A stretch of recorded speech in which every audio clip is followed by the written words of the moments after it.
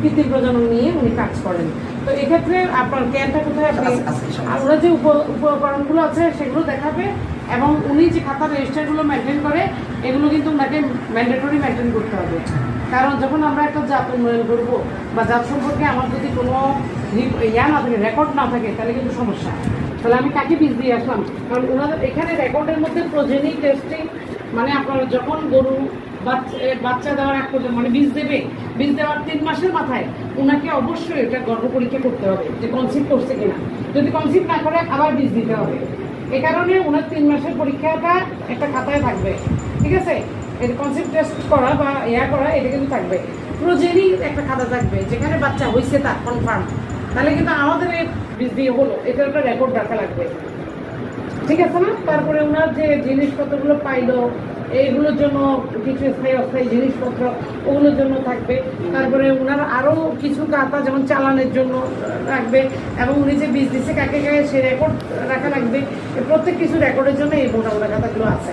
এখন আপনি আপনার জিএসের দাঁতগুলো দেখান। ধন্যবাদ। কি কি বীজ আছে আমাদের সেটা একটু বলে দেন। কত পার্সেন্ট? দেশি জাতকে উন্নয়ন করার জন্যই মূলত আমাদের মটো বা লক্ষ্য।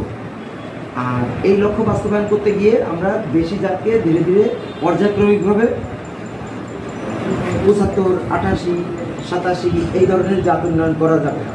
আমরা জানি যে জেনেটিক একটা বিষয় আছে, যে মায়ের অর্ধেকটা বাবার অর্ধেকটা, এই নিয়ে পরবর্তী প্রজন্মের পরবর্তী জেনারেশনের জাত উন্নয়ন হয়। তো একটা ফেনোটাইপ আছে, একটা জেনোটাইপ আছে, তাই না? তো আমরা ফেনোটাইপটা বেশি দেখি যে গরুগুলো দুধ বেশি হয়, শরীরে মোটা তাজা মাংস বেশি হয়, কোরবানির হাটে আমরা বেশি দামে বিক্রি করতে পারবো, বডি ওয়েটটা বেশি হয়, এই একটা লক্ষ্য মাংস উৎপাদনের জন্য। আরেকটা হলো দুধ উৎপাদনের জন্য। আমরা দেখেন যে গ্রামীণ পর্যায়ে আমরা 2 লিটারের উপরে দুধ পেতাম না আগে। আমাদের এখন সারা বাংলাদেশে প্রতিটি গরুর গড়ে দুধ উৎপাদন 4.25 লিটার গড়ে।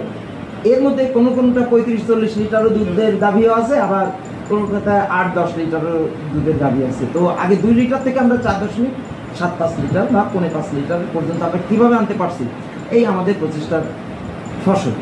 এবার আমরা প্রচেষ্টাগুলো কিভাবে, এই মটো বা উদ্দেশ্যটা কিভাবে বাস্তবায়ন করব, আমরা এই উদ্দেশ্য বাস্তবায়ন করার জন্য আমাদের দেশি জাতকে ধীরে ধীরে জাত উন্নয়নের জন্য আমরা মাংসের জন্য শাহিওয়াল আর দুধের জন্য আমরা ফ্রিজিয়ান, এটাকে আমরা দেশি গরুর সাথে সংকরায়ন করে বা ক্রস ব্রিডিং করে আমরা জাত উন্নয়ন করব।